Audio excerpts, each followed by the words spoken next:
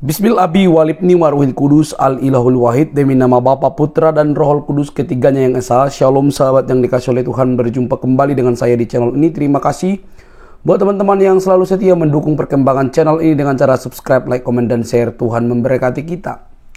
Sobat yang dikasih oleh Tuhan, kali ini ada 5 ustadz, ada mualaf berkumpul di tengah-tengah atau menghadapi satu pendeta. Pendeta ini bisa memberikan jawaban yang justru dapat membungkam kelima-lima orang tersebut. Hal ini luar biasa dan disinilah jinak semuanya teman-teman. Mereka jinak karena mereka selama ini memang tergolong bebas untuk membahas kekristenan teman-teman ya. Tetapi kali ini mereka benar-benar ditaklukkan, tidak mempan.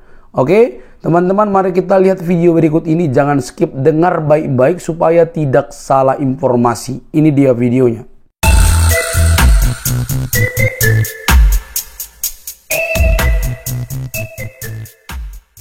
Ya, saya mau tanya kabar Pak Pendeta aja dulu. Gimana kabarnya Pak Pendeta? Terima kasih Pak Bantri, baik, dalam keadaan sehat Ya. dan sehat.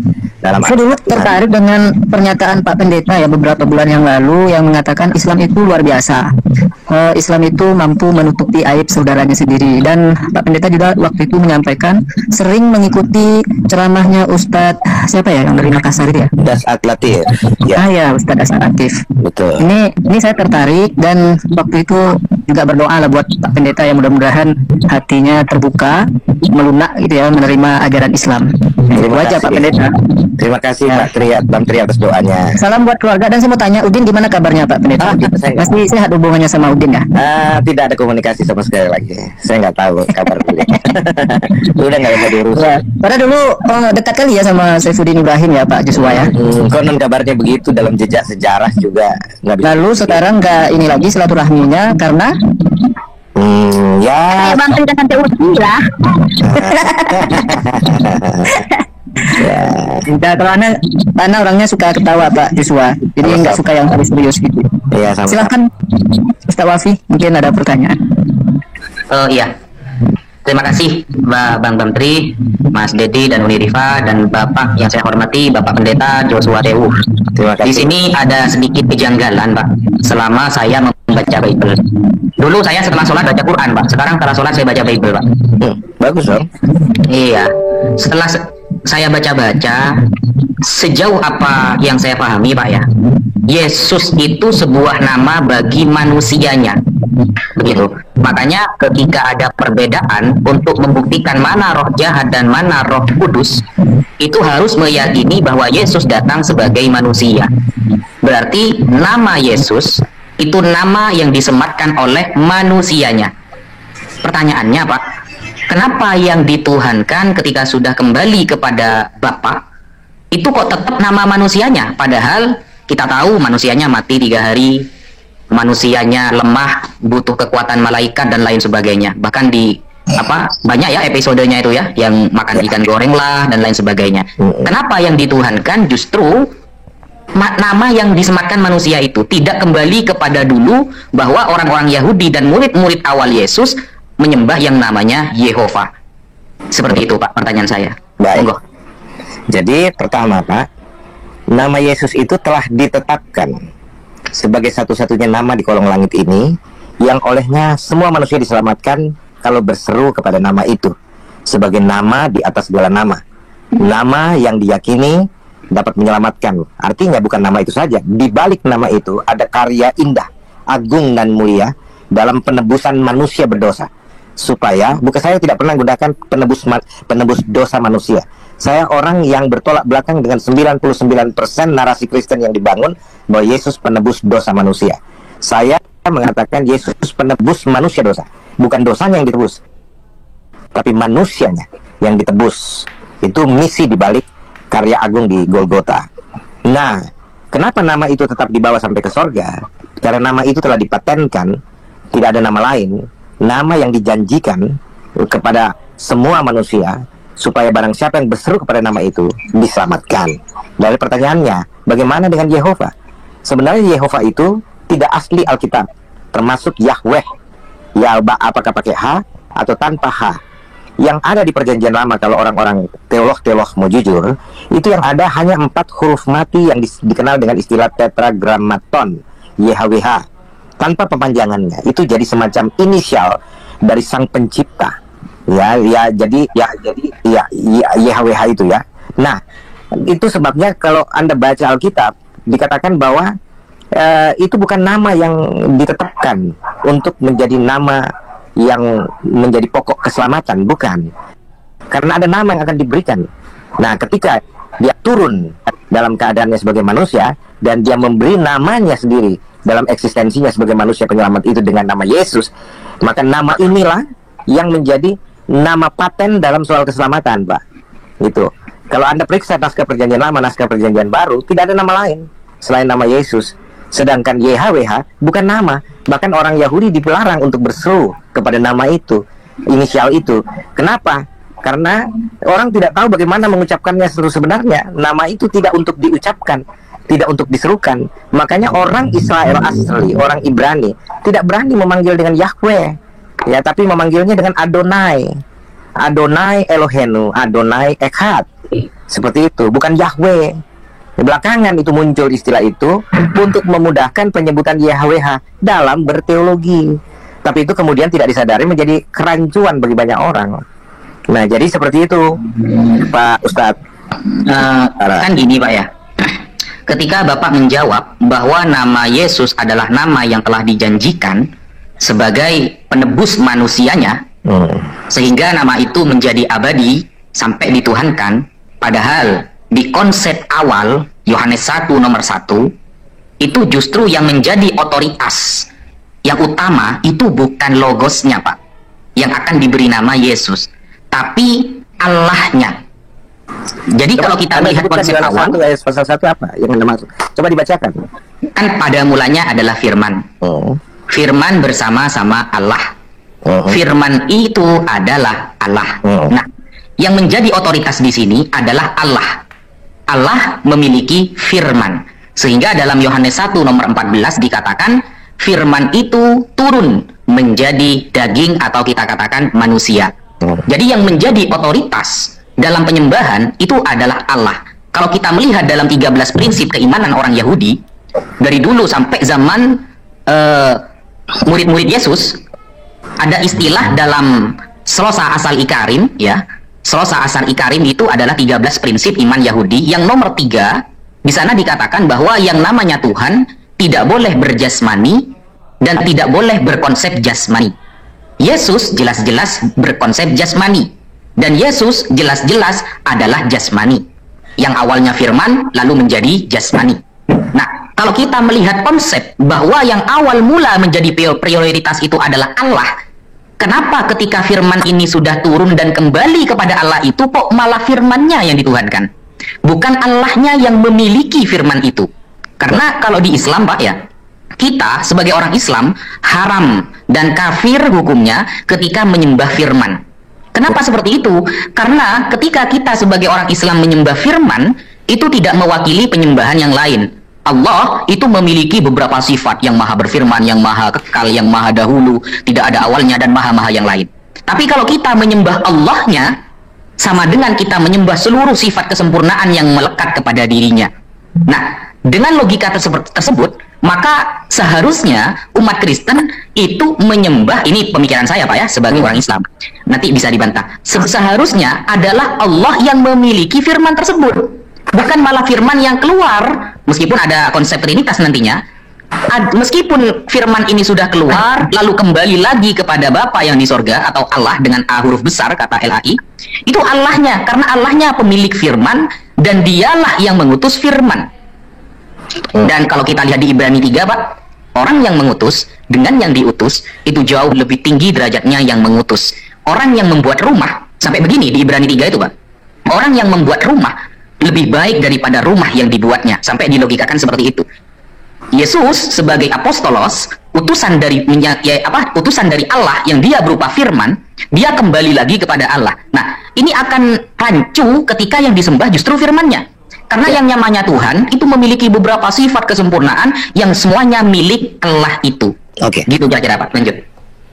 Ini yang saya bilang, kesalahpahaman global, termasuk kesalahpahaman Anda dalam menguraikan siapa Yesus. Karena begini Ustadz yang terhormat, bahwa itu yang Anda sebutkan, firman yang jadi daging, firman yang keluar dari, itu frame dari kaum Trinitarian dengan konsep Tritunggalnya yang tidak Alkitabiah. Karena kami yang percaya bahwa Tuhan itu Esa, Elohim itu Esa, dalam bahasa Arabnya Allah itu Esa, itu tidak seperti konsep teologis yang Anda uraikan berdasarkan frame teologi Trinitarian. Bukan Pak, tidak seperti itu. Menerangkan hal ini harus dibahas secara keseluruhan rencana penyelamatan manusia dan eksistensi dari sang penyelamat yang tidak lain dan tidak bukan adalah sang kehidupan itu, sumber keberadaan, sang pencipta seru sekalian alam, gitu. Nah, dalam pemahaman Alkitabiahnya Pak Ustadz, firman yang jadi manusia itu berbicara skema yang tidak terputuskan dari janji sejak manusia pertama Adam dan Hawa jatuh dalam dosa. Allah telah menjanjikan juru selamat yang akan datang, gitu loh. Yang Yesaya nubuatkan yang tidak lain dan tidak bukan adalah Dia sendiri yang akan datang dalam rupa manusia, manusia terurap yang disebut dengan Mesias di Perjanjian Lama, dan di Perjanjian Baru adalah Kristus, istilah Kristus. Dua istilah berbeda dengan satu figur, satu misi yang sama, ya, artinya penyelamat. Nah, kalau kita mau berbicara tentang bahwa firman itu jadi manusia, itu berbicara tentang Allah telah menjanjikan juru selamat untuk menyelamatkan setiap manusia keturunan Adam yang telah jatuh dalam dosa dan berujung pada maut, karena upah dosa adalah maut, gitu loh. Nah, sehingga ketika firman itu jadi manusia, bukan berarti ada pribadi kedua turun, atau kemudian ada sublimasi yang keluar dari sang Bapa lalu menjadi manusia, terpisah dari sang Bapa dan sebagainya. Itu konsep teologi Tritunggal yang triteistik. Kalau saya mau katakan, kalau saudara-saudara saya orang Tritunggal tidak terima, saya katakan bahwa Tritunggal itu berbasis triteistik. Ya, mereka sebenarnya harus kembali kepada skenario yang dikatakan Tuhan telah menggenapi janjinya.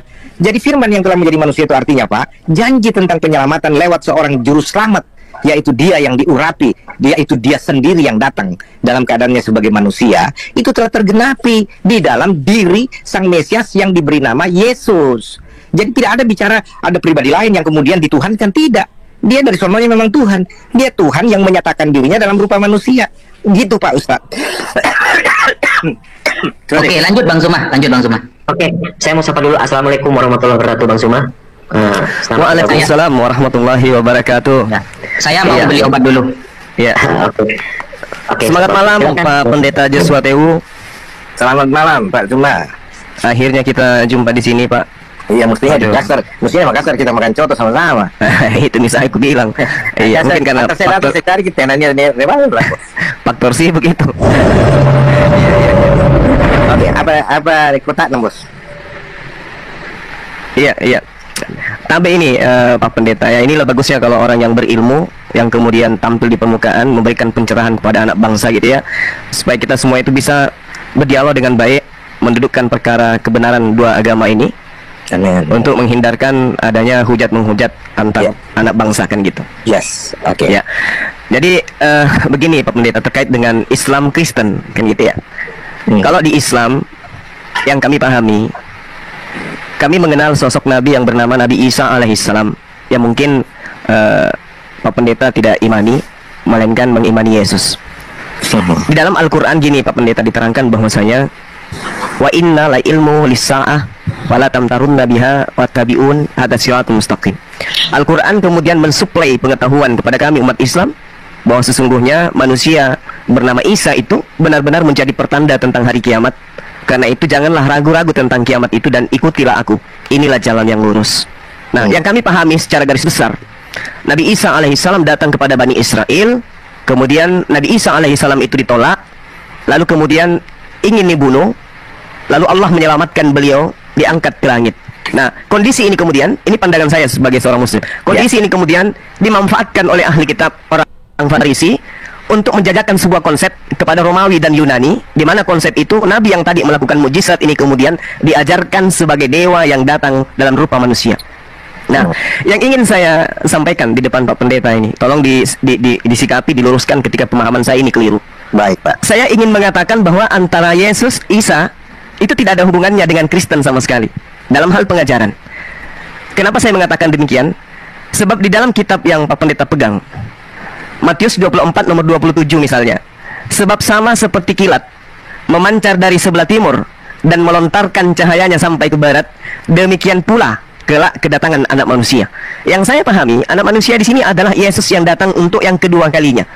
Artinya bahwa ketika matahari itu terbit, cahaya itu bersinar atau kilat itu kemudian memancarkan cahaya dari timur ke barat, maka seluruh makhluk yang hidup, dalam hal ini manusia, akan melihat dan mengetahui dan tersadarkan itu bahwa oh, utusan Tuhan Sang Mesias Yesus yang kami sebut Isa alaihissalam sudah datang untuk yang kedua kalinya, sehingga dunia ini kemudian menjadi terkesima dengan kejadian itu. Karena ini adalah pertanda sesuai dengan Al-Quran, pertanda akan datangnya hari kiamat, maka manusia seluruhnya akan tersadarkan dengan adanya cahaya yang terlihat dari timur sampai barat ini. Tapi yang terjadi kemudian adalah yang disampaikan kepada kita dari teman-teman Kristen, tapi kami hargai itu adalah iman. Datangnya Yesus ke padang pasir pada saat ada ahli kitab bernama Paulus, orang Farisi, yang dia sendiri dengan orang-orang yang ada sekelilingnya yang melihat Yesus datang. Padahal kedatangan yang kedua itu belum, nanti setelah cahaya itu bersinar dari timur ke barat, yang kedua kali menurut Al-Quranul Karim. Tapi ternyata ketika Yesus mengatakan, berpesan, jangan kau mendengarkan, jangan kau mendekati, jangan kau percaya ketika ada orang yang berkata ada Mesias di sini, ada Mesias di sana, jangan kau percaya, kata Yesus. Tapi ternyata penilaian saya, pengakuan Paulus mengaku bertemu Yesus, siapakah engkau Tuhan, akulah Yesus yang kau aniaya, itu di luar konsep yang diajarkan oleh sosok Nabi yang datang kepada Bani Israel. Ajaran yang ditambah-tambahkan menurut saya sehingga melahirkan konsep Kristen. Ini pandangan saya, Pak Pendeta. Karena Anda orang berilmu, tentu memahami hal yang saya sampaikan. Saya mohon untuk dicerahkan, khususnya kepada saya yang mungkin salah dalam menilai itu. Silakan.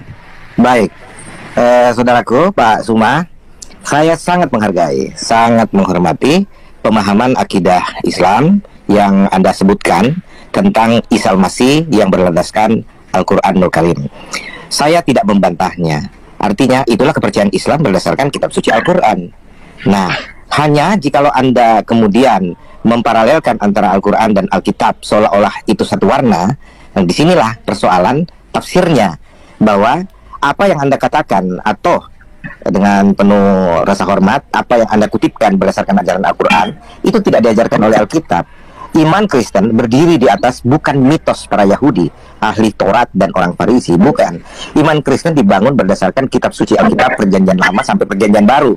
Kitab Kejadian pasal 1 ayat 1 sampai dengan Wahyu 22 ayat 21. Nah, tidak ada kita mendirikan iman kami di atas teori atau hikayat atau mitos yang ada di sekitar para Yahudi, orang-orang Farisi, ahli Taurat, termasuk seperti yang Anda bilang tadi, Pak Suma, soal konsep tentang Yesus itu dijajakan, ditawarkan kepada bangsa Romawi, ya, dan itu mitos yang berkembang pada saat itu, dan kemudian diparalelkan dengan Paulus adalah orang yang kemudian mengajarkan konsep yang salah, yang tidak diajarkan oleh Kristus sendiri. Nah, itu sebabnya saya katakan bahwa kalau kita berbicara mengkombinasi atau memixkan, mencampur adukkan antara pemahaman Al-Quran dan Alkitab, kita akan dikaburkan dengan hal itu. Dominasi Islam dalam soal pemahaman Isa Al-Masih yang menganggap bahwa Isa Al-Masih itu adalah Yesus dan memaksa Alkitab atau orang Kristen harus mengaminkan apa yang diajarkan Al-Quran, disinilah letaknya kekeliruan itu, saudaraku. Nah, tapi saya sendiri sangat menghormati. Kalau begitu kepercayaan Islam, ya nggak ada masalah, silahkan. Disinilah yang bahasa Indonesia dari apa yang terkenal dengan ayat kum dinukum, apa ya, agamamu adalah agamamu, agamaku adalah agamaku.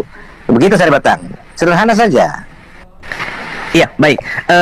Sebelum kita lanjut, saya ingin tahu dari Pak Pendeta, apa nggak keberatan kita dialog kayak begini, Pak? Enggak, saya nggak keberatan sama sekali.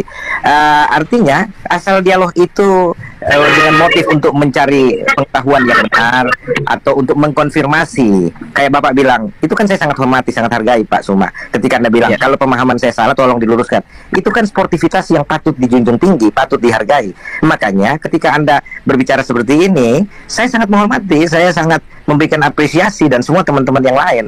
Saya justru kadang-kala bicara begini, maaf ya, tidak meremehkan saudara-saudari saya seiman. Kadang-kala saya merasa nikmat berdialog dengan saudara-saudara Islam seperti ini dibandingkan saudara-saudara Kristen yang bagi saya kadang-kala saya malu sendiri juga kalau mereka berdialog, berdiskusi, tapi kemudian emosional, anarkis, dan kemudian ketika kalah dalam pertarungan doktrin, teologi, misalkan seperti Anda ketahui, saya banyak berseberangan dengan banyak orang Kristen masalah keesaan dan trinitarian ini. Ya, kemudian mereka tidak mampu mengalahkan saya secara argumentatif teologis, mereka menyerang pribadi, personal, membangun gosip, fitnah, dan lain sebagainya, pembunuhan karakter. Itu yang saya katakan amat sangat disesalkan. Sedangkan orang-orang Islam seperti Pak Suma dan yang lain-lain, ketika saya alami berdialog seperti ini, Uni Rifa, bahkan 7 orang teman saudara-saudara saya Muslim datang, kami bisa bersilaturahmi, kami bisa bersantap malam bersama dengan riang. Bukan berarti kita tidak mendiskusikan agama, iman, perbedaan, bahkan saling ajak mengajak. Misalkan Uni Rifa suka bercanda, ini kesempatannya kayaknya Pak Yosua ucapkan 2 kalimat syahadat. Lalu saya bilang, oke, kita gantian, kamu terima Yesus, saya bimbing ya, dan tidak ada masalah, kita saling mengakrabkan diri tanpa perlu emosional, marah, anarkisme atau maki-maki dan sebagainya. Makanya saya katakan, Pak, saya betul-betul menikmati diskusi-diskusi seperti ini, Pak Suma. Silakan Pak Suma. Baik Pak, makasih, alhamdulillah. Jadi sekedar diketahui oleh umat Islam dan juga teman-teman Kristen yang sempat melihat live kita ini, saya dengan Pak Pendeta dalam hal ini murni ya berdialog. Saya sengaja membawa Al-Qur'anul Karim supaya saya tidak melepaskan pandangan saya terhadap Kristen berdasarkan kitab suci yang saya imani gitu. Nah, kembali Pak, di dalam Al-Qur'anul Karim ini kan Al-Quran ibaratnya kalau kita menganalogikan Indonesia, maka Al-Quran ini adalah reformasi dalam pandangan saya sebagai orang yang sedikit belajar gitu. Kemudian Kristen itu adalah Orde Baru dan Yahudi itu adalah Orde Lama kan gitu. Artinya kapasitas dari pandangan cakrawala keislaman saya itu bisa merujuk kepada 2 pandangan sudut pandang golongan tadi. Nah, Al-Quran kemudian menceritakan seperti ini. A'udzubillahi minasyaitonirrajim. Bismillahirrahmanirrahim. Walamma ja'ahum kitabun min indillah musaddiqan lima ma'akum wa kanu min qablu yastaftihun 'alal ladina kafaru falamma ja'ahum ma arafu kafaru bi lalu kemudian fala'natullah 'alal kafirin. Dan setelah datang kepada mereka Al-Qur'an dari Allah yang membenarkan apa yang ada pada mereka. Jadi Al-Quran membenarkan tentang adanya sebuah pemahaman atau wahyu yang diterima oleh kaum terdahulu. Padahal sebelumnya mereka biasa memohon kedatangan Nabi untuk mendapatkan kemenangan atas orang-orang kufur. Maka setelah datang kepada mereka apa yang telah mereka ketahui, mereka lalu mengingkarinya. Maka laknat Allah atas orang-orang yang ingkar terhadap itu. Nah, poin daripada ayat surah Al-Baqarah 89 ini kemudian saya temukan di ayat 42. Wala talbisul haqqa bil batil wa taktumul haqqa wa antum ta'lamun. Dan janganlah kamu campur adukkan yang hak dengan yang batil, dan jangan kamu menyembunyikan yang hak itu sedang kamu mengetahui. Apa poinnya kemudian? Ayat ini menerangkan tentang kondisi umat terdahulu yang kemudian mencampur adukkan yang hak dan yang batil. Sehingga narasi yang saya bangun di awal tadi, ketika kemudian saya mengatakan tentang Matius 24 nomor 27, bagaimana kondisinya ketika Nabi Isa alaihissalam itu datang untuk yang kedua kalinya, ternyata beliau datang, yang lain di manusia di belahan dunia manapun itu kemudian menyadari kedatangannya. Jadi tidak ada yang kemudian terlena dengan itu. Sebab sama seperti kilat memancar dari sebelah timur dan melontarkan cahayanya sampai ke barat, demikian pula lah kelak kedatangan anak manusia. Nah, terkait dengan pernyataan Pak Pendeta, di awal saya mendengarkan tadi tentang Tuhan datang dalam rupa manusia. Nah, inilah yang saya katakan, mohon maaf yang sedalam-dalam, inilah yang saya katakan bahwasanya adanya pertentangan keyakinan antara oknum yang kami sebut Nabi Isa alaihissalam, atau boleh saya setarakan sebagai Yesus dalam hal penyampai firman dan penerima firman, itu ketika datang kepada Bani Israel, sama sekali dia tidak pernah mengatakan dirinya seperti yang diimani oleh teman Kristen. Apakah Kristen itu salah? Menurut pandangan saya, Kristen itu tidak salah. Tapi dalam hal ini, konsep ini dihasilkan dari paradigma yang kemudian dijajakan kepada orang Romawi dan Yunani pada saat itu, dan hari ini teman-teman Kristen adalah korban. Itu pandangan saya. Sekali lagi, saya mohon maaf. Saya tahu ini salah menurut pandangan Pak Pendeta. Ini salah pasti. Tapi izinkan saya untuk mengurai bahwasanya Kristenan ini yang kemudian disebut di Antioquia pertama kali adalah sebuah karya yang dibangun oleh ahli kitab, orang-orang Farisi, kemudian yang menyeberangi lautan dan menjelajahi daratan untuk mentobatkan orang-orang non-Yahudi masuk ke dalam agama yang kemudian dibuat oleh ahli kitab, sebagaimana yang diterangkan dalam Matius 23 nomor 15 itu. Karena Yesus acap kali begini, Pak, saya belajar gitu loh, belajar bertahun saya mencari di mana titik celah membebaskan teman-teman Kristen dari apa yang kemudian Yesus sangkakan kepada ahli kitab. Saya mencari di mana saya bisa meloloskan ini dalam perspektif pandangan saya sendiri, bukan golongan ataupun kelompok. Saya melihat bahwa Yesus itu acap kali di dalam kitabnya teman Kristen meminta pengikutnya untuk waspada, waspada, waspada, waspada, waspada. Dan kisi-kisi kewaspadaan itu merujuk kepada orang ahli kitab. Sedangkan Kristen dihasilkan dari akar yang berakar dari ahli kitab. Lalu kemudian saya selalu mencoba untuk menyambung-nyambungkan antara konsep yang Yesus ajarkan kepada ahli kitab dengan ajaran Kristen hari ini, tapi sama sekali saya tidak menemukan adanya korelasi itu, Pak. Yang ada pertentangan. Contoh nih, ketika Yesus mengatakan lebih mudah langit dan bumi itu lenyap daripada setitik dari hukum Taurat itu dibatalkan. Kristen kemudian dengan kasihnya, dengan agamanya yang baik, itu lahir dari sebuah pemahaman bahwasanya dengan matinya Yesus di atas tiang salib, maka dia telah membatalkan hukum Taurat bersama dengan segala ketetapan yang ada di dalamnya. Akal saya nggak bisa terima itu, Pak. Ya. Ketika Yesus mengatakan tidak setitik pun dihilangkan sebelum bumi dan langit ini lenyap, kemudian muncul agama yang mengatakan semuanya itu lenyap hanya dengan propaganda tentara-tentara Romawi. Ya, silakan. Saya nggak lupa poin-poinnya Pak Suma. Jadi begini Ustaz, jadi narasi yang Anda bangun berdasarkan perspektif Islami yang Anda yakini, itu sebenarnya kalau kami katakan tadi, itu hak Anda untuk membangun narasi seperti itu. Tapi di dalam kultur Kristen pun bahkan sejak awal tidak seperti itu. Kekristenan tidak dibangun atas propaganda atau hasil kinerja menjajakan konsep yang keliru terhadap Romawi dan kemudian jadi Kristen. Tidak seperti itu. Karena kekristenan itu dibangun berdasarkan nubuatan bahwa ada umat baru yang akan dibangun oleh Sang Mesias. Dalam kitab Yeremia itu dikatakan. Jadi kekristenan itu lahir dari penggenapan nubuatan itu juga, pengikut Kristus. Dan kami tidak pernah mengklaim kekristenan itu sebagai agama. Hanya dia mengadaptasi di setiap negara yang punya aturan hukum yang berbeda. Bagi saya pribadi, kekristenan adalah soal relationship, hubungan pribadi antara Sang Pencipta dengan umat manusia yang telah jatuh ke dalam dosa lewat Kristus Yesus dengan karya penebusannya yang diajarkan oleh Alkitab, bukan hasil propaganda para ahli Taurat dan orang-orang Farisi, Pak Zuma.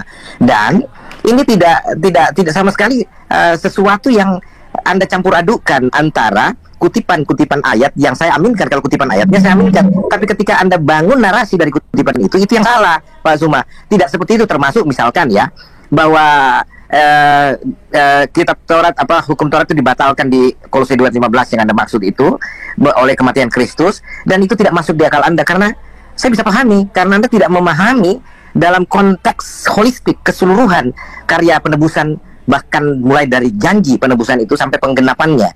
Nah, kenapa hukum Taurat dibatalkan?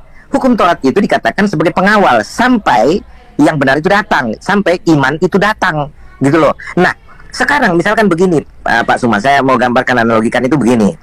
Kalau yang mengawal ini digunakan sebelum dia tiba pada tujuannya, itu terus dibatalkan, itu salah. Tapi kalau misalkan yang mengawal ini sudah sampai kepada tujuannya, dia telah menyelesaikan tugasnya dan tidak perlu lagi melanjutkan kawalan itu karena dia sudah sampai, gitu loh. Nah, Taurat mengawal sampai kepada iman, sampai kepada Yesus datang. Nah, Yesuslah penyempurna seluruh tuntutan hukum Taurat, Pak Zuma. Nah, itu sebabnya ketika Yesus menggenapi semua itu, hukum Taurat tidak dibutuhkan lagi. Ya, itu hanya bayangan, hakikatnya adalah Kristus, Pak Zuma. Gitu. Nah, kalau kita mau bicara ini secara detail, kita memang butuh waktu beradaptasi. Jadi bagi saya, Pak Zuma, itu hukum Taurat itu seperti brosur untuk sebuah apartemen yang akan dibangun misalkan ya. Brosurnya dikasih tahu ini sekian begini. Makanya seluruh hukum Taurat itu dengan tradisi simbolik, ibadah simbolik Israel itu kayak brosur bahwa Mesias yang akan digambarkan itu harus dijaga janji itu dengan ibadah-ibadah simbolik. Nah, ketika brosur tentang apartemen itu diedarkan, apartemen itu belum ada. Ketika apartemen itu sudah selesai dan menyerahkan kunci, brosurnya nggak dibutuhkan lagi, nggak perlu dilanjutin lagi, Pak Zuma. Gitu loh, kita tinggal masuk dan menikmati apartemen itu. Kira-kira seperti itu analoginya, Pak. Oke, baik. Sekali lagi saya minta maaf yang sedalam-dalamnya ya, Pak Pendeta. Ini pandangan saya sebagai seorang Muslim ya, Pak ya. No problem. Bukan, alhamdulillah, masya Allah. Jadi gini, sangat menarik dengan paparan dari Bapak gitu ya. Tapi beda pendapat itu adalah hal yang wajar kurasa. Nah, pandangan kami sebagai seorang Muslim ya, sekali lagi sebagai seorang Muslim, lalu kemudian keterbukaan agama Kristen itu untuk dipelajari, lalu kemudian amanat agung untuk memberitakan Injil kepada siapapun, lalu kemudian instruksi dari Al-Quran kepada saya untuk belajar gitu, membawa saya pada kondisi di mana saya belajar tentang Bible. Meski dalam pembelajaran itu kemudian ternyata menurut sudut pandang teman-teman Kristen, saya salah, saya keliru, saya kemudian tidak sesuai dengan Alkitabiah menurut pemahaman. Itu wajar itu, karena saya bukan seorang Kristen. Yeah. Tapi izinkan saya berpendapat di dalam hasil penemuan pelajaran saya ini, proses belajar mengajar saya yang saya alami. Yeah. Nah, ketika kemudian dalam pandangan Islam ada yang dikatakan persaksian, kesaksian iman, kesaksian tentang Tuhan, kesaksian diri sebagai hamba Tuhan, kesaksian diri sebagai utusan Tuhan. Itu juga saya temukan di dalam kitabnya Pak Pendeta, Yohanes 17 nomor 3. Nah, ini masih ada uraian rangkaiannya dengan uraian kita tadi. Inilah hidup yang kekal itu, yaitu bahwa mereka mengenal Engkau satu-satunya Allah yang benar, dan mengenal Yesus Kristus yang Engkau utus. Ini adalah cerminan Taurat, kesempurnaan Taurat. Ada yang mengutus, ada yang diutus. Nah, lalu kemudian kalau saya mendefinisikan ini, memaknai ini dengan narasi keislaman saya, di situ sangat jelas dikatakan tidak ada Tuhan selain daripada Allah, Yesus utusan Allah. Kalau kemudian saya mempersesikan syahadatainnya, la ilaha illallah Isa Rasulullah. Pandangan saya sebagai manusia biasa nih yang memiliki akal, ketika saya bertanya pada diri saya, apakah makna dari ayat ini di situ adalah 3 menjadi 1, atau 1 menjadi 3, atau 1 kemudian tetap 1, tetapi pada prinsipnya dia menjadi 3. Nah, inilah yang kemudian yang masih berputar-putar di kepala saya. Ya. Sedangkan dalam poin ini, hidup kekal itu mendudukkan pribadi Yesus dalam cakupannya dia sebagai manusia, sebagai utusan.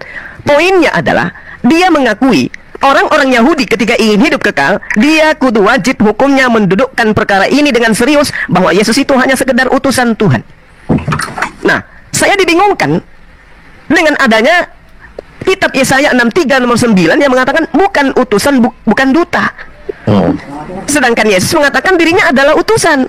Lahir kemudian Kristen saudara saya yang mengatakan bahwa Yesus yang utusan itu adalah Sang Tuhan itu sendiri.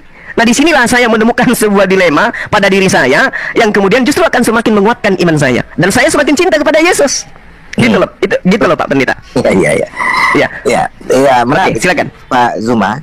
Ya, kalau pembahasan seperti ini kan memang sebenarnya memicu keinginan tahu kita lebih dalam satu dengan yang lain untuk belajar. Cuman yang saya mau katakan kepada Pak Zuma bahwa kalau Anda mengatakan bahwa itu membingungkan dan tidak pernah ada narasi yang mengatakan Yesus harus disembah, misalkan contohnya ya, dia hanyalah seorang utusan dalam kapasitas tertentu, termasuk pengakuan atau syahadat Anda bahwa Allah itu yang wajib disembah, sedangkan Yesus adalah utusannya, itu nggak salah dalam konteks tertentu gitu. Tapi kalau kita mau bicara kembali kepada Grand Master atau semacam masterpiece dari rencana penyelamatan itu yang dijanjikan oleh Allah sendiri, yang mana dia sendiri yang akan datang, dan itu bukan ajaran ahli kitab, itu nubuatan yang sudah dilakukan, dan perjanjian baru bukan Paulus yang mengajarkan itu pertama, tapi murid-murid Yesus ya, yang salah satunya Thomas yang menunjukkan dengan sikap verbalnya, dengan perbuatannya, sujud menyembah dan mengaku bahwa Yesus Tuhan, Yesus Allah, dan Yesus tidak pernah menolak penyembahan apapun terhadap dirinya walau dia masih dalam kapasitas manusia saat itu ya. Karena apa? Memang dia Tuhan, dia Allah yang tengah dalam keadaan sebagai manusia dalam misi penyelamatan yang tidak mungkin dilakukan kalau dia dalam keadaannya atau eksistensinya sebagai Allahu Akbar, Allah yang maha besar, Allah yang maha perkasa. Itu tidak mungkin, karena siapa yang dapat bertemu dengan Tuhan muka dengan muka kalau dia tidak dihanguskan? Dia lebih panas dari matahari berbanding berapa juta kali misalkan. Dia lebih dingin dari es, dia pencipta seluruh sekalian alam. Sehingga untuk penyelamatan manusia, dia perlu menjadi manusia, dan itu konsep yang Alkitab sendiri bangun, dan dia sendiri yang mengatakan hal itu. Nah, kalau kita tanya, kenapa Allah bisa jadi manusia? Apa yang tidak bisa Allah lakukan, Bang Suma? Segala sesuatu tidak ada yang mustahil, termasuk dalam konsep penyelamatan yang dia prakarsai sendiri.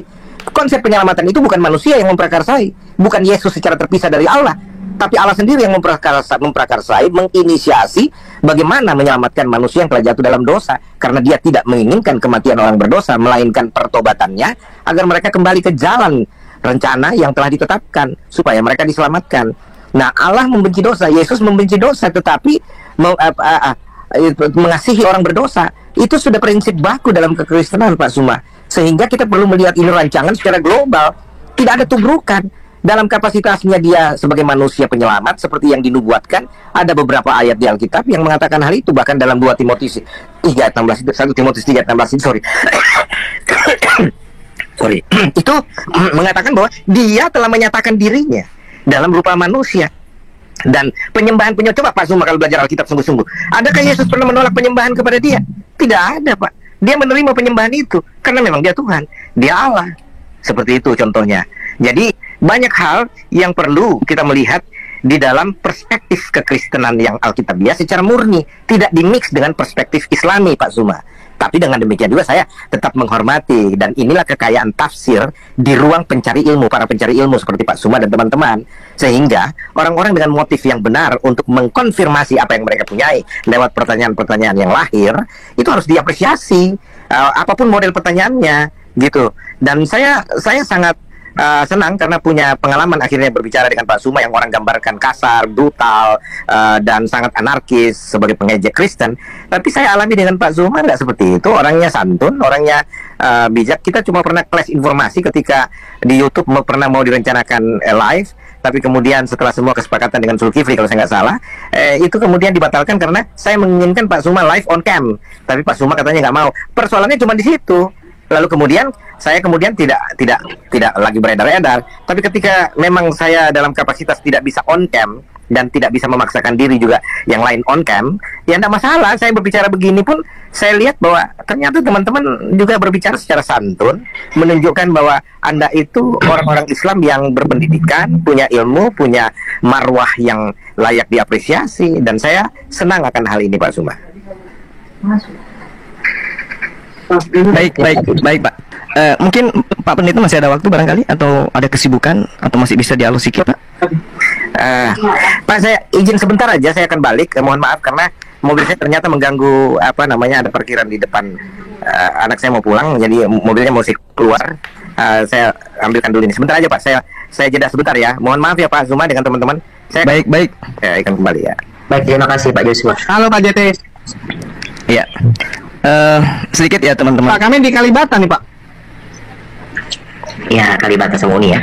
Oke. Sorry. Sorry. Oke, silakan. Pak, saya sedang tidak di Kalibata, Pak. Saya di rumah yang satu, bukan di apartemen. Oh. Iya. Oh, bukan di Kalibata. Iya, aduh. Pak. Nah, kami cuma kumpul di sini karena ada jemput si kawan. Kalau kasih tahu saya pasti di situ itu. Oke, kan Bapak di sini mau ngajak sate. Oh, pasti kalau itu. Siap. Mohon maaf, saya nggak ada perencanaan di tadinya karena saya ada di rumah yang satu. Maaf. Ya. Oke, sebentar ya, Pak. Sebentar. Oke, siap. Ya, sebentar. Oke, baik. Silakan lanjut Bang Zuma. Ya, saya tertarik dengan yang disampaikan oleh saudara kita tadi ya, Pendeta Joshua Taiwo. Beliau juga banyak memberikan pandangan-pandangan tentang apa yang saya narasikan tadi, dan ya itu dia, karena saya seorang Muslim, logika saya upayakan untuk nyampe kepada apa yang dijelaskan. Namun ya seperti itu, mungkin karena memang saya Muslim sampai narasi yang dibangun itu belum sampai kepada poin sebagaimana yang saya inginkan. Dalam arti kata bahwa saya pingin gitu loh, bahwa Yesus itu betul-betul adalah Tuhan yang kemudian memberikan sebuah janji kepada teman-teman Kristen, dan saya salah ketika saya mengatakan bahwasanya Kristen ini adalah sebuah agama yang dibentuk tanpa sepengetahuan Yesus itu sendiri. Nah, mungkin nanti kalau misalnya Pak Pendeta yang kita hormati ini masih mau hadir, karena beliau saya yakin beliau nggak nyangka kalau akan berdialog dengan kita sampai sejauh ini. Bang Zuma. Iya. Tapi ada isinya loh yang disampaikan oleh Pak Joshua Taiwo tadi itu. Ya, gimana? Satu yang saya tangkap tadi yang berisi ya, bahwa PL atau perjanjian lama itu, Torah itu adalah brosur. Ini yang paling saya ingat dari apa yang dia sampaikan tadi. Nah, kalau saya ditanya tentang itu, atau saya diminta untuk menanggapi hal itu, inilah beratnya, sehingga saya itu katakan saya makin cinta kepada Yesus. Kenapa? Ajarannya semakin kita telaah lebih jauh berdasarkan Bible, itu semakin bersentuhan dengan Al-Quran. Dan teman-teman Kristen ketika dia membangun sebuah narasi, melahirkan sebuah pemahaman yang saya pahami, bahwasanya semakin membuat jurang pemisah antara Kristen dengan Yesus itu sendiri. Contoh misalnya, ketika dikatakan Torah itu adalah brosur, kita melihat saya nih di dalam 1 Raja-Raja 2 nomor 3 misalnya, lakukanlah kewajibanmu dengan setia kepada Tuhan. Ini perintah. Hukumnya dalam Islam itu wajib. Segala sesuatu yang hukumnya wajib ketika ditinggalkan dosa. Perintahnya, lakukanlah kewajibanmu dengan setia terhadap Tuhan, dengan hidup menurut jalan yang ditunjukkannya, dengan tetap mengikuti segala ketetapan, perintah, peraturan, ketentuannya, seperti yang tertulis di dalam hukum Musa. Tapi saudara kita tadi mengatakan hukum Musa itu yang ada di hukum Torah itu hanya brosur, sementara Tuhan memerintahkan wajib hukumnya. Nah, sekarang yang mana yang harus kita ikuti dan kita percayai, perintah Tuhannya atau apa yang dikatakan oleh brosurnya, yang dikatakan brosur? Sedangkan kalau kita berbicara, itu tadi yang berbicara adalah kitab di luar daripada yang dituliskan oleh Nabi Musa dalam pandangan teman Kristen. Lalu bagaimana yang dituliskan Musa? Misalnya di dalam Ulangan 11 nomor 1, haruslah engkau mengasihi Tuhan, wajib. Ini lagi-lagi pandangan Islam. Kita kan bukan, mereka sahabat kita ini kan bukan Islam. Jadi cara pandang kita menyikapi sebuah perintah dengan mereka mungkin berbeda. Kalau umat Islam menyikapi ini, harus engkau mengasihi Tuhan, maka kedudukannya wajib. Dengan cara apa? Nah itu, dengan cara apa kita mengasihi? Ternyata data itu menerangkan dengan cara melakukan dengan setia kewajibanmu terhadap dia, dengan senantiasa berpegang pada ketetapannya, peraturannya, dan perintahnya. Nah, di mana termaktub itu? Di hukum Taurat. Tapi ternyata hukum Taurat itu hanya brosur.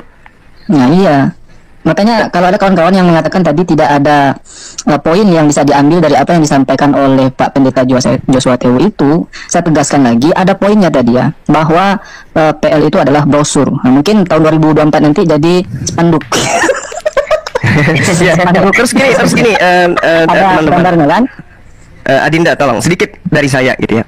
Nah, untuk menyelisih apa yang kemudian diterangkan di dalam 1 Raja-Raja 2 nomor 3, Ulangan 11 nomor 1, atau kita tambah 1 poin Yosua 1 nomor 7, bagaimana kemudian perintahnya kepada Bani Israel agar jangan menyimpang ke kiri dan ke kanan, melainkan tetap teguh terhadap pengajaran Musa.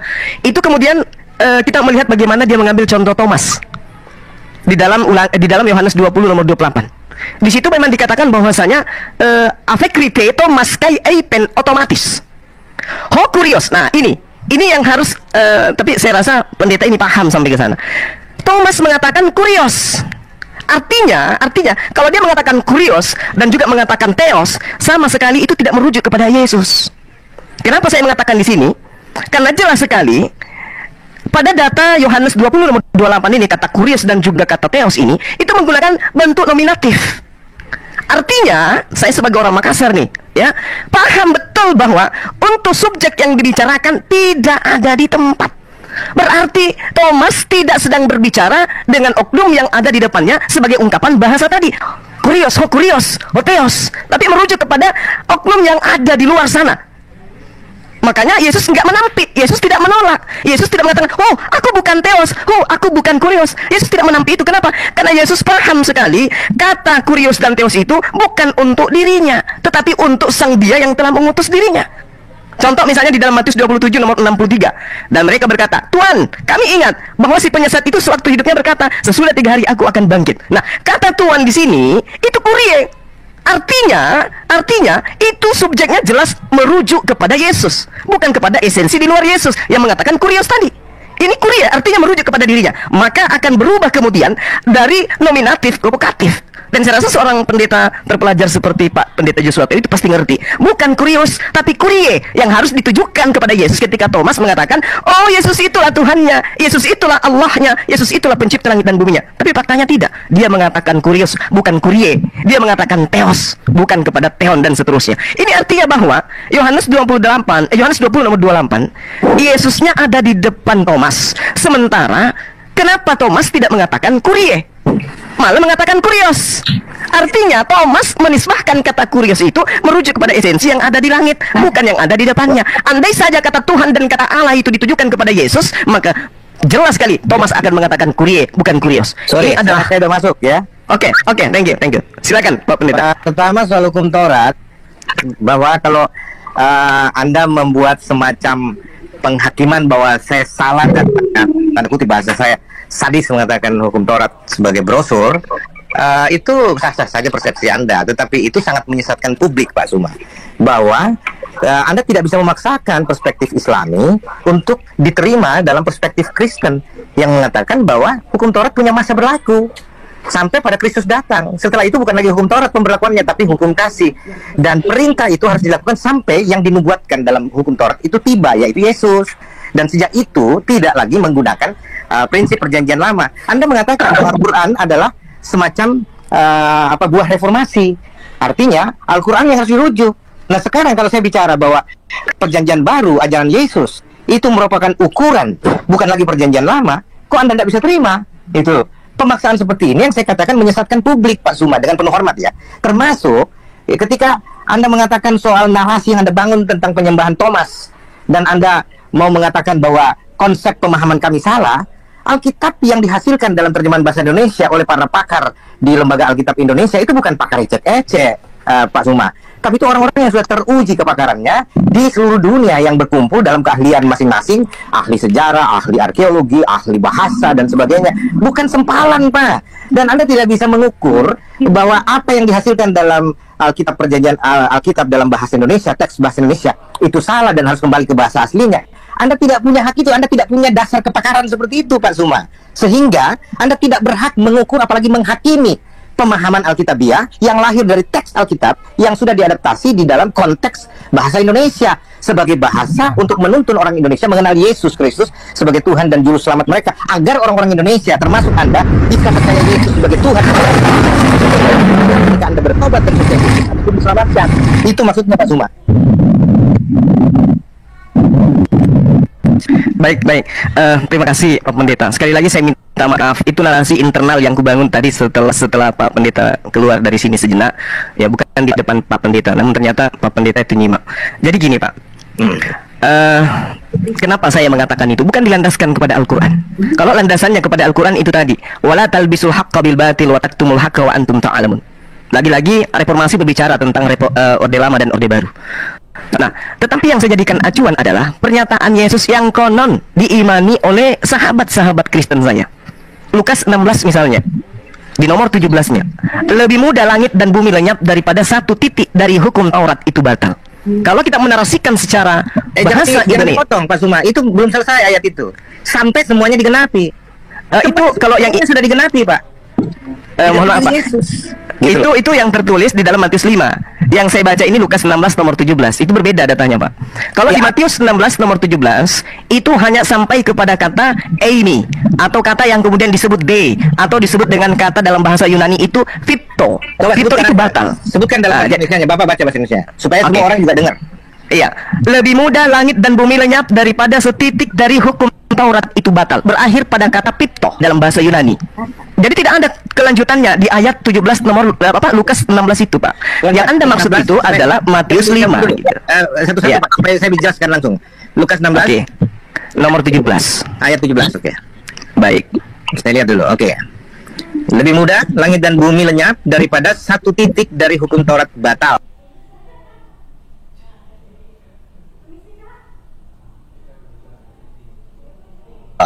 Oke. Terus Matius 5 ayat 18 padanannya.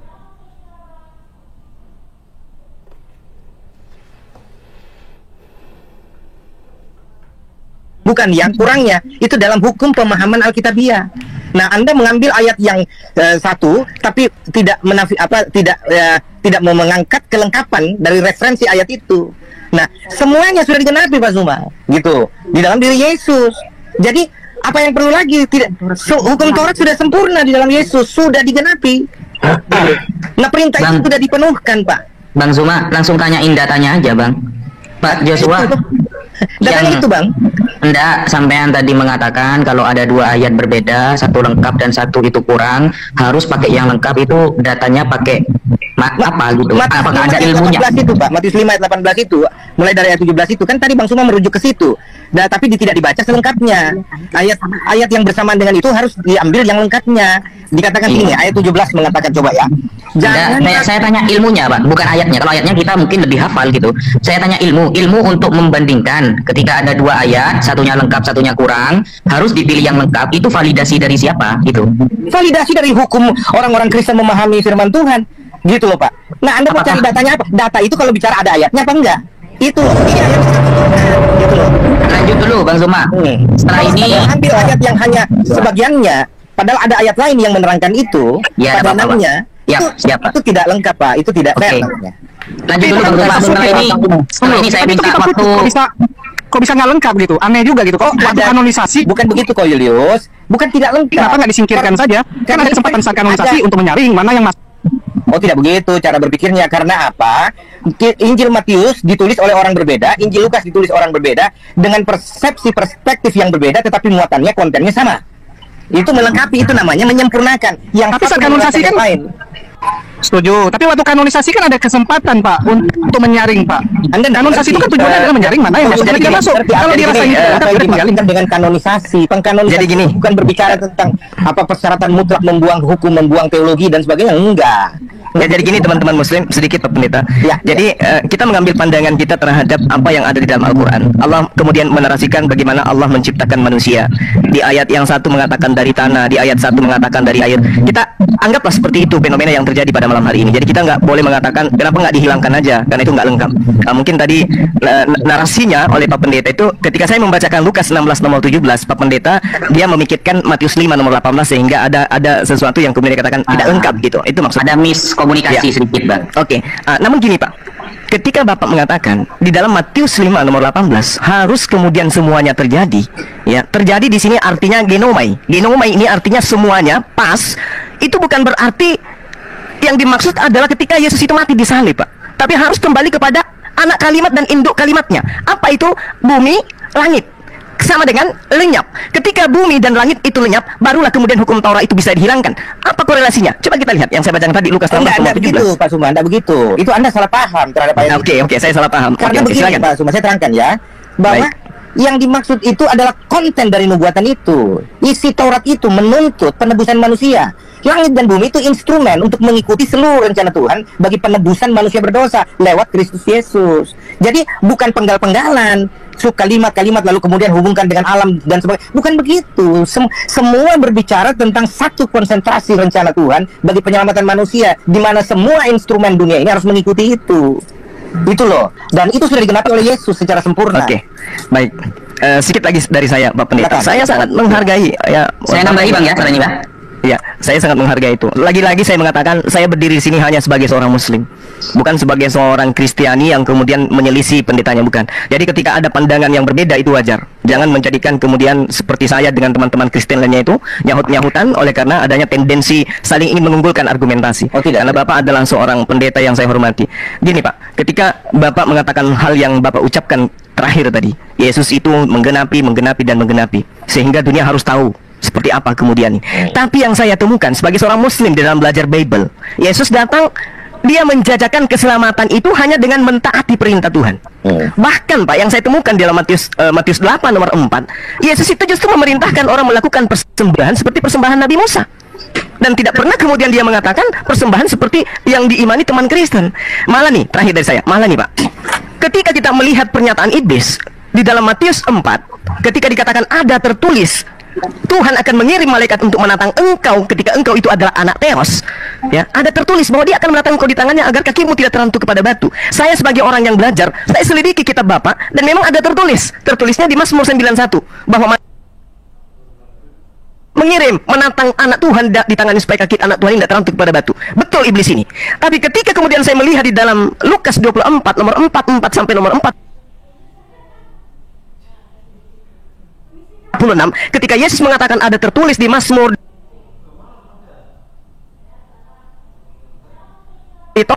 tertulis di Mazmur di Torah, tertulis di Mazmur di Torah,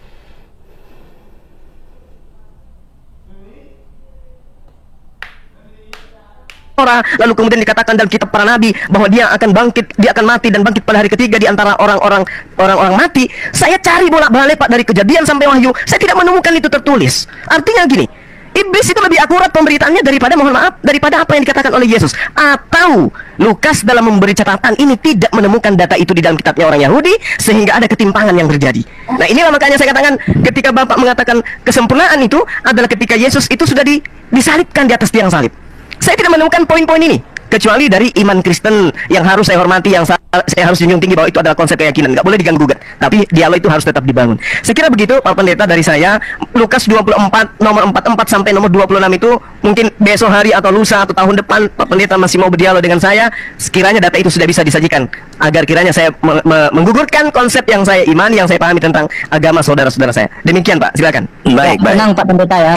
Sebentar. Saya di sini sepakat dengan apa yang disampaikan oleh Pak Pendeta tadi, bahwa Alkitab itu dibuat oleh para pakar. Betul, di Kristen itu banyak pakar. Misalnya Yusuf Manubulu itu pakar. Bukan dibuat dalam pengertian apa ya? Itu diterjemahkan oleh mereka masing-masing, bukan dibuat. Beda lagi persepsi. Oke, baik. Maka karena terlalu banyak pakar di dalam Kristen, makanya kitab-kitab Anda itu Pak banyak kontradiksi. Salah, ya, salah. Ada kontradiksi yang Itu sederhana, yang biasa, ada pula yang serius. Premis berpikir Nah, contoh salah. misalnya seperti ini ya. Tidak Maaf Pak bisa Pendeta. dilanjutkan karena sudah salah cara berpikir Anda. Bukan para pakar yang buat Alkitab, itu yang buat Alkitab Tuhan, bukan pakar. Nah, ini saya narasinya berdasarkan narasi Anda tadi. Loh, Pak. kok jadi Tuhan yang buat Pak? Tapi kan saya itu jelaskan kenapa Anda ini kan bertahan dengan apa yang nomisasi, Anda salah Pak. pahami. Enggak, ini bukan narasi Saya baru. jelaskan bahwa tidak begitu maksud saya. Anda tidak lagi boleh berpijak pada apa yang Anda salah tafsir. Itu tidak Oke, fair. terserahlah siapa. Enggak pakar ya. Berarti ditarik ya narasi pakar tadi itu Tidak, ya. saya tidak tarik penterjemahannya. Itu kita bicara Oke. bahwa Alkitab Oke, baik, kita adalah ke bahasa terjemahannya, Pak. diterjemahkan Kita ke oleh terjemahannya. berbagai pakar dari berbagai disiplin ilmunya yang berpadu menghasilkan terjemahan Oke, yang mantap. dapat Saya kunci dipegah. jawabannya, Pak. Kunci jawabannya. Ya, kita ke terjemahannya Pak ya. Saya katakan tadi dalam kitab Anda itu ada kontradiksi yang biasa sederhana sampai ke yang serius. Yang seriusnya ada Pak. Yang seriusnya misalnya Anda lihat di Ezra 2.5 dengan Nehemia 7.10. Dalam Ezra itu jumlah anak Arah itu tertulis berapa? 775 orang. Tetapi dalam Nehemia berapa? Dituliskan oleh penerjemah 652 orang. Ini kalau Anda tanya sebentar lompat sini, lompat sana, lari sini. Bukan, ini berdasarkan narasi Anda, Pak. Ini tidak berbicara tentang dialog yang sehat. Kalau kita berbicara satu topik, kita selesaikan dulu. Baru kita lanjut ke topik yang berikutnya. Misalkan kayak Bang Suma, saya belum selesai menjawab, Anda sudah potong. Jadi seolah-olah apa yang dinarasikan Bang Suma itu benar semua. Enggak seperti itu, Pak. Enggak, saya membenarkan malah perkataan Anda. Bukan. Bahwa penerjemah kitab Anda itu Saya berdasarkan harus para juga- pakar gitu. Saya harus menjelaskan dulu. Misalkan contoh Matius 8 ayat 4 itu. Lalu Yesus berkata kepadanya, ingatlah jangan engkau memberitahukan hal ini kepada siapapun, tetapi pergilah perlihatkan dirimu kepada imam dan persembahkanlah persembahan yang diperintahkan Musa sebagai bukti bagi mereka. Ini Bang Suma tarik secara linier apa yang harus diselesaikan dalam konteks hukum Taurat, lalu kemudian memaksakan orang-orang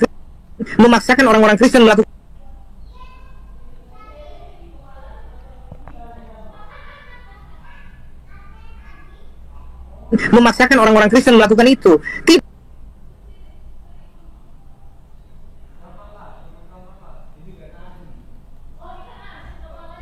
Itu tidak begitu cara berpikir.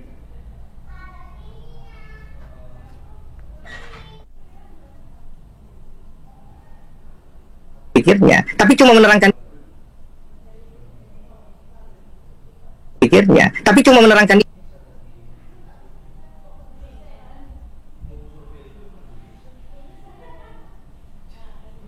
ini saya perlu menggali semua buktinya, menyodorkan kepada Anda, dan tidak cukup dengan dialog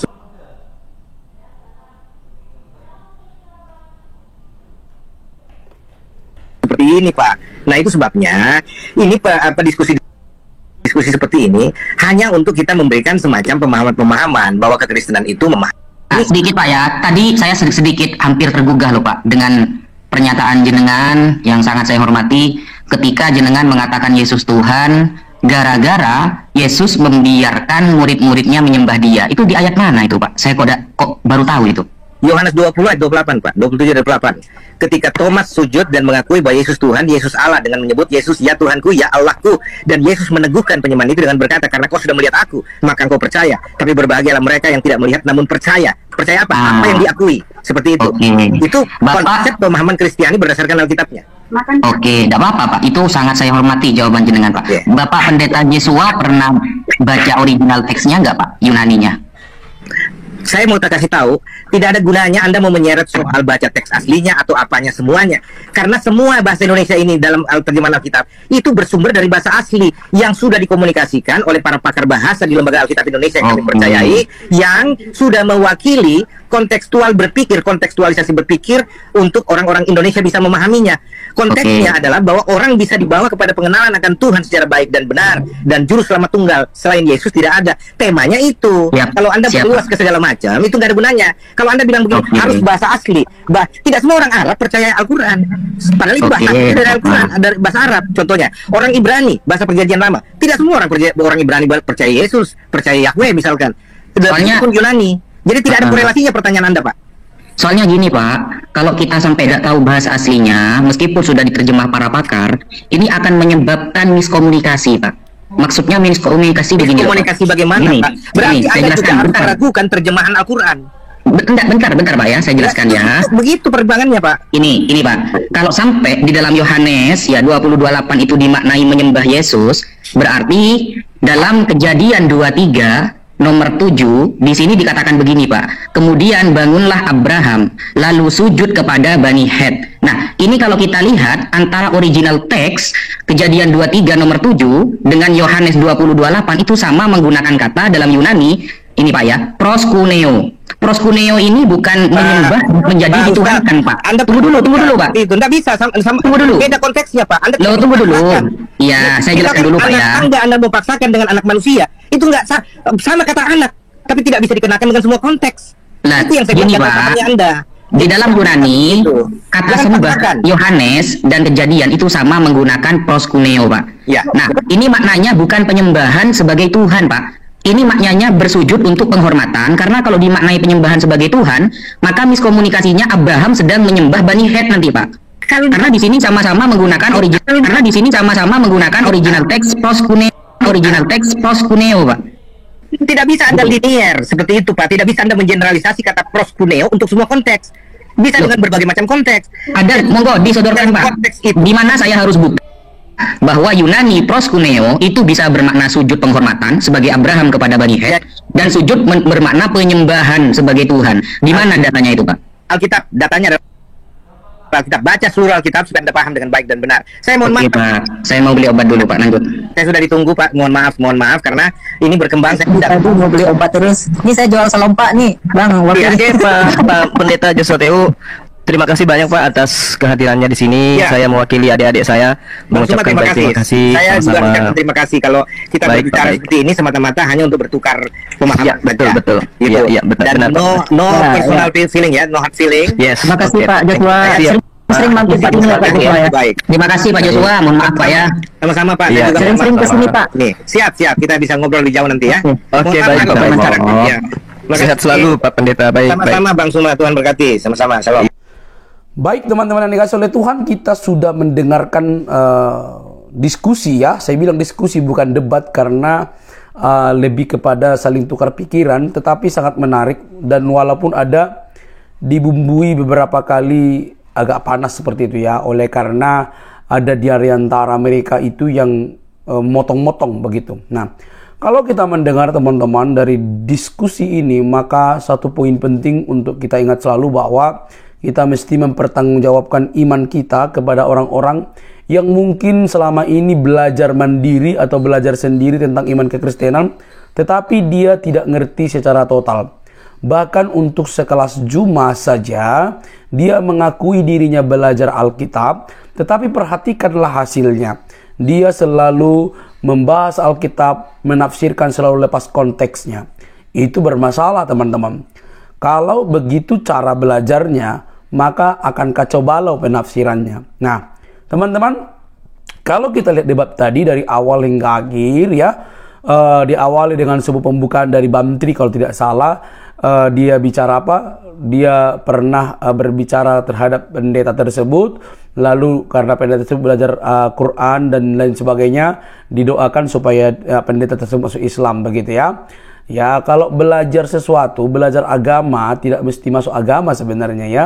Karena saya pun belajar Islam dan lain sebagainya, saya tidak masuk. Artinya gini, kalau kita sedang mencari ilmu atau ingin mengetahui sesuatu, tidak mesti masuk ke sana gitu ya.